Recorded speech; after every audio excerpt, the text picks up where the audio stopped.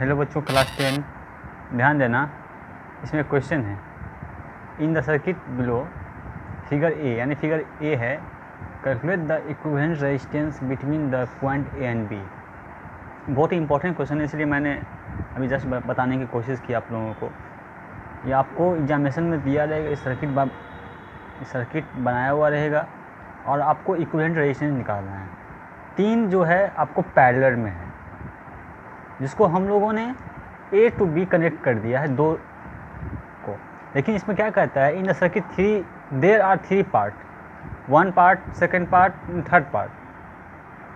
तो 3 ओम है, तीनों पे रेजिस्टेंस पे 3 ओम आपका लगा हुआ है।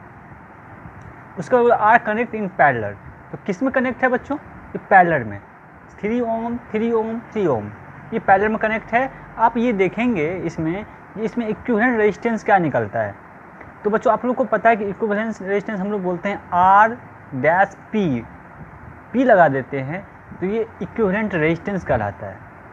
इसलिए 1/3 1/3 1/3 कहाँ से आया? तो बाबू ए का जो पार्ट्स है, ये ए का जो पार्ट्स है यहाँ तक, ये इसका नहीं लेंगे अभी, ये सेकेंड पार्ट है। ये फर्स्ट पार्ट का इक्विवेलेंट रेजिस्टेंस निकालना है हमको बिटवीन ए एंड बी के बीच में। लेकिन बच्चों पहले ए का निकालेंगे, उसके बाद बी का निकालेंगे, ध्यान रखना। तो आर डैश पी बराबर हो गया आपको 1/3 1/3 3/3 = 1 ओम निकल गया। और ऑप्शन में आपका आंसर, फाइनल आंसर दिया हुआ है 8.4। कितना दिया हुआ है? 8.4। बहुत लंबा क्वेश्चन है, थोड़ा सा टाइम लगेगा, ध्यान रखना। लेकिन उसके बाद हम लोग ये कोशिश करेंगे कि इसको कैसे बनाया जाए। अब हम लोग आर पी निकल गया है 1 ओम, ठीक है। इन सेकेंड पार्ट चलते हैं। आपका 4 ओम और 6 ओम कनेक्ट इन पैरेलल लिखना भी है, तो ये ऑब्जेक्टिव क्वेश्चन है, तो इसको थोड़ा सा समझना है बस। 4 ओम और 6 ओम कनेक्ट इन पैरेलल। अब पैरेलल में ये कनेक्ट है, लेकिन इक्विवेलेंट रेजिस्टेंस हमको निकालना है। Then equivalent resistance, if the equivalent resistance, ठीक है, इक्विवेलेंट रेजिस्टेंस जो आपका है सो क्या निकलेगा? Resistance is R dash P, then 1/r dash P बराबर क्या हो जाएगा मेरे बच्चों? 1/4 + 1/6। तो कितना निकला? इसका एलसीएम निकालेंगे, हम लोग को निकलता है 12। अब इसको गुना भागा करेंगे, 3 + 6 = 2, यानी 5/12। अब जैसे इक्विवेलेंट रेजिस्टेंस आएगा, ये उल्टा हो जाएगा, यानी आर डैश डैश पी बराबर हो जाएगा मेरे बच्चों 12/5 = 2.4 ओम। अभी भी ये आंसर नहीं आया, मेरा आंसर है 8.4। अब देखो, फिर देखो, समझो पहले। The 2 parts of resistance R P equal 1 ohm, R P dash यानी second equivalent of resistance 2.4 ohm. First part कितना निकला आपका? 1 ओम। सेकेंड पार्ट क्या निकला आपका? आर डैश डैश पी 2.4 ओम। इसको ध्यान रखना, ये दोनों आंसर को। अब बोलता है इसमें कि आर कनेक्ट इन सीरीज में क्या कनेक्ट है? 5 ohm between point A and B.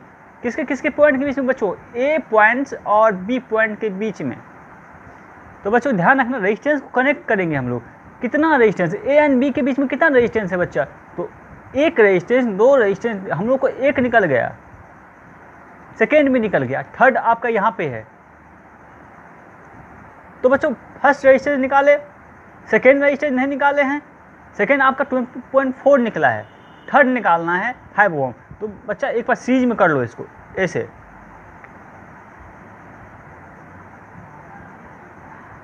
A to B 1 ohm, 5 ohm and 2.4 ओम।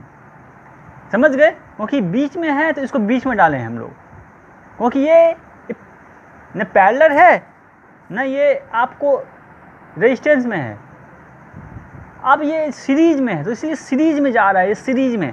तो पहला आया 1 ओम, सेकेंड में है 5 ओम और थर्ड में कितना 2.4 ओम।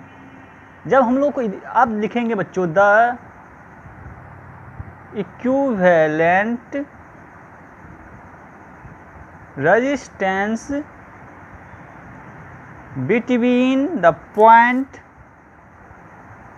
ए and be in figure A, तो बच्चों आर एस बराबर, तो कि सीरीज में है तो एस लगाएं, ठीक है। इसलिए 1 + 5 + 2.4 दोनों को ऐड कर दिए, जितना आया 8.4 ओम। फिर से समझो बच्चा, पहले हम लोग इस पार्ट का निकाल लेंगे, इस सारे पार्ट का निकालेंगे। 3 ओम निकला, 1 ओम। फर्स्ट रेजिस्टेंस आपका सीरीज का निकल गया। सेकेंड में 5 ओम दिया हुआ है, यहाँ पे 5 ओम दिया हुआ है। थर्ड आपका निकला ये 2.4 ओम। कोई दिक्कत नहीं, अगर आप लोग 2.4 को भी पुट कर सकते हो तो, लेकिन यहाँ पे चेंज हो जाएगा ये।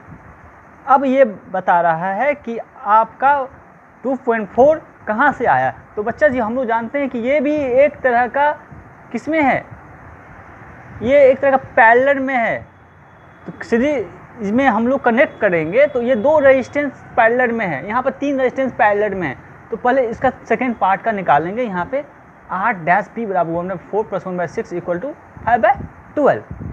ध्यान देना। और उसके बाद हम लोग सीरीज में बता रहा है, क्या बता रहा है कि the 2 part of resistance R-P बराबर 1 ओम एंड R-P बराबर हो जाएगा 2.4 ओम। 2.4 ओम are connect in series.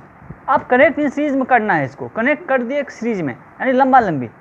Series का मतलब होता है सीधे जाना, सीधे पाथ पे ट्रेवल करना, A to B, सीधे A to B, no C to D, no EF to G, only A to B, एक ही डायरेक्शन में जाना। अब इस तरह का हम लोग को तीनों सीरीज को जोड़ने के बाद जो आया तो फाइनल आंसर, यानी आपका ऑप्शन दिया हुआ है बच्चों 8.4 ओम, दूसरा दिया हुआ है 4.4 ओम, तीसरा दिया हुआ है सी में दिया हुआ है 2.4 ओम और डी में दिया हुआ है 1 ओम। तो बच्चा कोई आदमी क्या करे, यहीं पर करके छोड़ देगा, अरे यहाँ आंसर मिल रहा है यहाँ पे, चलो मारो इसको। नहीं बच्चों, यहाँ पे आपको जो फाइनल आंसर निकलेगा, जो पूछ रहा है वो आपको निकालना है। क्या पूछ रहा है तो पहले ये फिगर को देखने के बाद तो मालूम कर लोगे कि इसमें इक्विवेलेंट रेजिस्टेंस पूछ रहा है between the point A and B, A to B. B देखो कहाँ पे है, बी अगर यहाँ पे होता है इंड पे तो यहीं तक छोड़ देते, इसका कोई वैल्यू नहीं, लेकिन यहाँ बी तक इसका भी निकालना है। पहले इसका निकाल लेंगे बच्चों, इसको पहले इसका निकालेंगे, बाद में इसका निकालेंगे। इस तरह से बात को हम लोग जानते हैं क्या होता है इक्विवेलेंट रेजिस्टेंस को निकालना बिटवीन ए एंड बी के पॉइंट के बीच में। बच्चों एक और क्वेश्चन, उसके बाद जितने में क्वेश्चन बता रहे हैं सब एग्जामिनेशन में संभावित है कि इसी पे क्वेश्चन कुछ ऐसे आएंगे, तो देख लेना थोड़ा सा। और उसके बाद नहीं भी आया तो कोई बात नहीं, पढ़ने के बाद कोई भी चीज़ फालतू नहीं जाता है, तो इस चीज़ को ध्यान रखेंगे हम लोग। A piece of the wire of resistance R is cut into 5 equal part. इसको ध्यान है, R/5 यहीं पे आप लोग मन में कर लो कि इस रेजिस्टेंस को हम लोग कितने पार्ट्स में तोड़े हैं, 5 पार्ट्स में। This part are then connect in parallel if the equivalent resistance of the combination is R, then ratio of R/R। तो इसका वैल्यू पूछ रहा है, रेशो पूछ रहा है, तो इसका आपका ऑप्शन है ये, तो कुछ न कुछ इसमें मिलना चाहिए। तो 5 पार्ट में, तो बच्चों इस पर ध्यान रखना। पहले हम लोग तो ऑब्जेक्टिव है, इसको पहले देखेंगे कि कैसे 5 पार्ट में तोड़ते हैं। जैसे तोड़ेंगे तो क्या हो जाएगा बच्चों, R/5 हो जाएगा। तो 5 piece of wire, each piece of the wire having resistance R/5 are connect in parallel, are connect in parallel, ठीक है।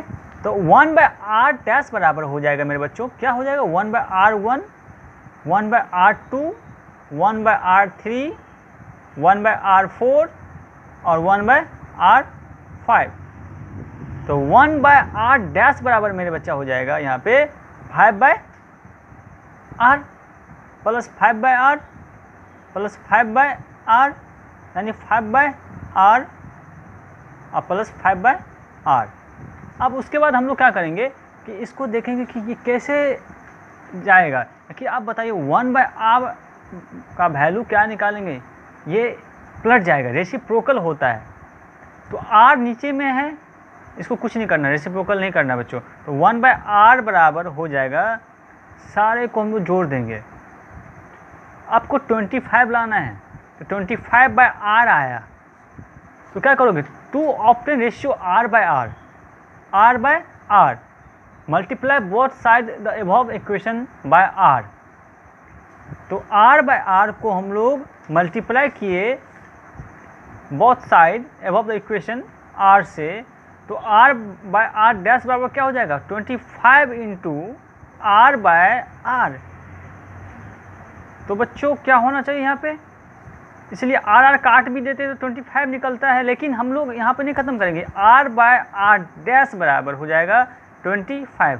इसीलिए ऑप्शन क्या होगा बच्चों, डी ऑप्शन 25 ये सही हो जाएगा। फिर से एक बार समझाने की कोशिश करते हैं। आपको 5 पार्ट में एक रेजिस्टेंस को तोड़ना है, ठीक है। एक वायर है जिसको हम लोग इक्विवेलेंट रेजिस्टेंस में बता रहा है कॉम्बिनेशन ऑफ r डैश। तो r/r डैश यहाँ पर नहीं काटेंगे बच्चों, क्योंकि r डैश है, यहाँ पे गलती हो गया, क्योंकि इसलिए r/r डैश लेंगे, r/r डैश लेंगे तो क्या हो जाएगा यहाँ पे 25 इसका वैल्यू। तो इसलिए डी का ऑप्शन क्या होगा इसका 25। यहाँ पर काटेंगे तो इसलिए r/r1 डैश का वैल्यू ही पूछ रहा है, इसी रेशियो में तो 25 हो गया, यानी 1:25 हो, यहीं पर कटते। लेकिन हम लोग यहाँ पे इसको क्या किए, multiply both side of the above equation by r। r को r से मल्टीप्लाई किए both side, they will the r/r dash equal to 25 into r/r, इसलिए r/r डैश इक्वल टू 25। इसलिए ऑप्शन क्या हो जाएगा बच्चों 25। चलो बच्चों, अब 2-3 सवाल देखें, अब सवाल ज़्यादा नहीं देखना है, कल रेजिस्टिविटी पढ़ाएंगे, बहुत ही इंपॉर्टेंट टॉपिक होगा आप लोगों के लिए। उसके बाद रेजिस्टिविटी ख़त्म करने के बाद हम लोग वर्क एनर्जी पावर 9 क्लास के लिए स्टार्ट करेंगे। खास करके सीबीएसई वालों के लिए रेजिस्टिविटी स्टार्ट करते चले जाएंगे, उसके साथ ये भी चलेगा, वर्क एनर्जी पावर भी चलेगा, 2 चैप्टर लेके चलेंगे साथ में, ताकि ISC वाले भी अपना पढ़ते रहेंगे साथ में। तो हम आज थोड़ा रिवीजन कर लेते हैं करंट का। तो बच्चों I बराबर क्या होता है, formula Q/T। Current is measure by a meter, current is measure by a meter, ठीक है। पॉजिटिव मार्क करते हैं, जो कि करंट का साइन होता है, जो positive terminal source of current, ठीक है। यूनिट ऑफ करंट होता है बच्चों चार्ज, यूनिट ऑफ करंट क्या होता है मेरे बच्चों, चार्ज इज कूलम, याद कर लेना। सिंबल क्या होता है मेरे बच्चों, C, and measure in coulomb per second which been the given name the ampere. Symbol ampere का सिंबल क्या हो जाएगा बच्चों, A। अब हम लोग जानते हैं कि 1 एम्पियर होता है 1 कूलम/1 सेकेंड, इसलिए 1 coulomb second inverse -1। Main formula 1 coulomb बराबर, आपको कोई पूछेगा 1 एम्पियर कितना होता है, तो 1 कूलम/1 सेकेंड, इसलिए 1 कूलम सेकेंड इनवर्स -1। आप जानते हो बच्चों, सबसे वीक जो होता है, weak current, the smaller units of current are milli ampere. याद रखना, ऑब्जेक्टिव में पूछ सकता है, छोटा m लिखेंगे, बड़ा a होगा, एंड माइक्रो एम्पियर, माइक्रो mu का साइन ऐसे होता है, mu which related to ampere as follow. 1 micro ampere कितना होगा मेरे बच्चों, 10⁻³ एम्पियर, और 1 मिली एम्पियर होता है 10⁻³ एम्पियर, और 1 माइक्रो एम्पियर होता है मेरे बच्चों 10⁻6। सबसे बड़ा करंट क्या होगा आपका, 1 माइक्रो एम्पियर सबसे बड़ा करंट होगा, ठीक है। अब फॉलो अप करंट जानते हैं, तो Q बराबर क्या होता है, N इंटू E, इसलिए I बराबर Q/T होता है, इसलिए NE/T। आप लोग जानते हैं कि the charge of E on the electron is negative and it is equal to कितना होता है, -1.6 इंटू 10⁻19 कूलम। 1 1 कूलम चार्ज इस कैरी करता है कितना 1/1.6 इंटू 10 का पावर -19, इसीलिए हो जाता है 6.25 इंटू 10 का पावर 18 इलेक्ट्रॉन। ठीक है, अब ये जानते हैं कि एक कैसे फ्लो ऑफ करंट होता है। द फ्लो ऑफ करंट जो होता है opposite to direction of motion of electron, but current is not is vector quantity. The direction of current so the direction flow of positive charge, हमेशा ये positive charge की तरफ जाएगा।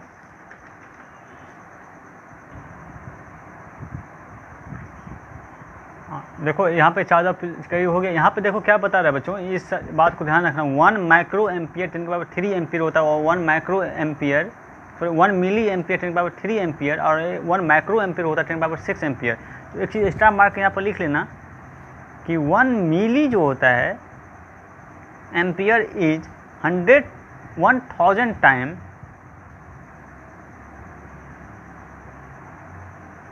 Bigger than 1 micro ampere. इस बात को याद रखना, अगर गलत बोल दिए होंगे यहाँ पे तो फिर इस चीज़ को ध्यान रखना और अपने आप समझ में आ जाएगा। लेकिन जब कन्वर्ट हम लोग करेंगे तो हम लोग इसको बहुत कुछ डिफरेंस मिलता है कि कैसे कन्वर्ट होता है। ये नंबर एक दे देंगे तो कितना उधर चार्ज निकलता है, वो सब हम लोग बाद में सीखेंगे। लेकिन यहाँ पे 1 milli ampere is 1000 times bigger than micro ampere. चलो अब हम लोग चलते थोड़ा सा पोटेंशियल डिफरेंस पे। Potential at the point defined as the amount of work done in the varying unit of charge. तो V बराबर क्या होता है बच्चों, W/Q, और W बराबर क्या हो जाएगा बच्चों, QV। Unit of potential difference क्या होता है, V बराबर यूनिट ऑफ द वर्क और unit of the charge, unit of the work और यूनिट ऑफ द चार्ज। इसलिए 1 वोल्ट बराबर होता है बच्चों 1 जूल/1 कूलम, इसलिए 1 जूल कूलम -1। ये हुआ यूनिट इलेक्ट्रिक पोटेंशियल का, यूनिट ऑफ इलेक्ट्रिक पोटेंशियल।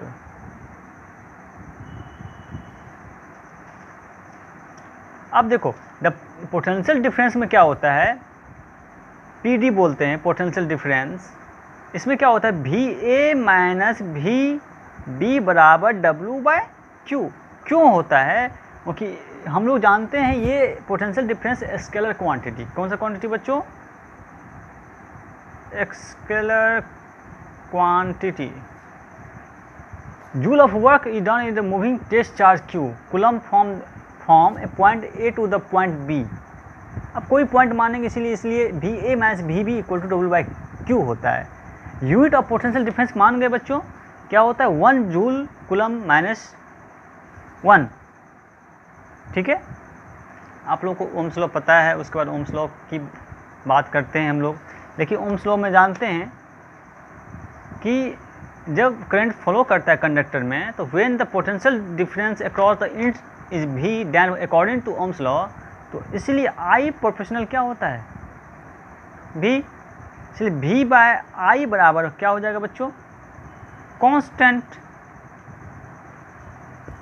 क्यों, क्योंकि हम लोग जब कांस्टेंट इक्वल लेते हैं तो R the resistance of the conductor then V equal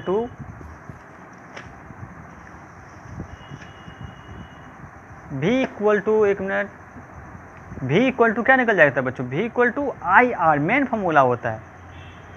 क्यों, here the resistance R is a constant at the given temperature for the given conductor. इसलिए I का वैल्यू कितना लेंगे 1, और V बराबर क्या निकल जाएगा R। क्यों, क्योंकि हम लोग जो यूनिट निकालेंगे तो V/I हो जाएगा बच्चों। ये रफ हो रहा है V/I, क्यों, क्योंकि resistance of conductor is numerically equal.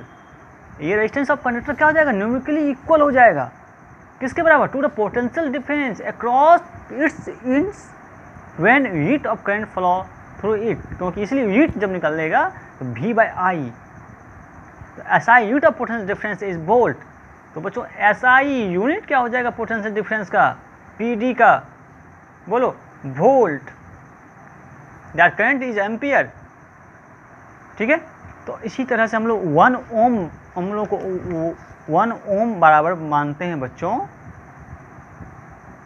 क्या था 1 volt by 1 ampere, 1 volt ampere minus 1, इसलिए और हम लोग लिखते हैं 1 ओम। अब बताओ, अब फिर नेक्स्ट पेज चलते हैं। देखो बच्चों, अब हम लोग बताना चाहते हैं हाई रेजिस्टेंस, स्टार मार के फिर से ये पॉइंट को लिख लेना। High resistance are measure in kilo ohm and mega ohm. 1 kilo ohm बराबर 10 का पावर 3 ओम होता है, और 1 मेगा ओम बराबर 10 का पावर 6 ओम होता है।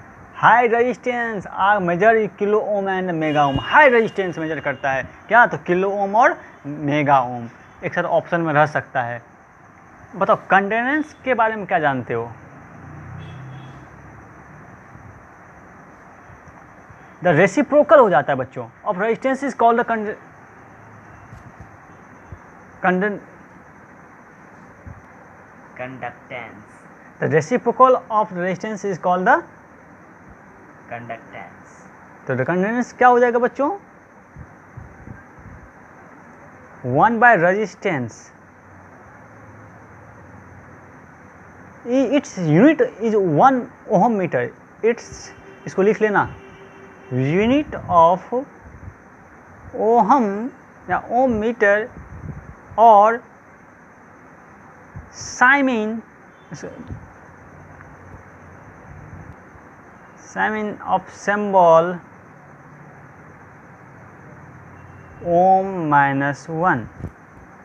अब बताओ, आप लोग जानते हो कि आई और भी को ग्राफ को हम लोग रिप्रेजेंट करते हैं। तुम्हारा हम करंट समाप्त कर दिए बच्चों, एक बार में पूरे रिकैप मार दिए। आई को ड्रॉ करना है, इस करंट को देखते हैं यहाँ पे, फिर यहाँ पे, फिर यहाँ पे, क्या तो ये metallic conductor, the ratio of the V by I, constant of all value of V। तो all value of V is a constant, I is a current. और ये क्या बता रहा है, graph is plotted of current I against potential difference. किसके अगेंस्ट? Potential difference के अगेंस्ट ये ग्राफ है। We get straight line passing through origin so in figure. Straight line passing कर रहा है एक मेटालिक कंडक्टर को। स्लोप ऑफ ग्राफ क्या निकल जाएगा? आई भी ग्राफ है। क्या ये ग्राफ है बच्चों? आई भी ग्राफ है। अब बताओ, डेल आई बाय डेल भी बराबर 1 by resistance of the conductor. इसमें पूछेगा, तो इसमें limitation of the Ohm's law क्या हो जाएगा बच्चों, कि ओबे करता है टेम्परेचर को। किसको दिखाता है? कंडक्टर रिमेंस कांस्टेंट, हमेशा कंडक्टर रिमेंस कांस्टेंट। इस चीज बात को लिख लो बच्चों स्टार मार के। Ohm's law is obey only when the temperature of the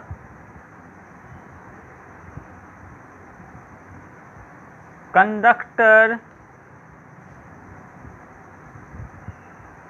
remains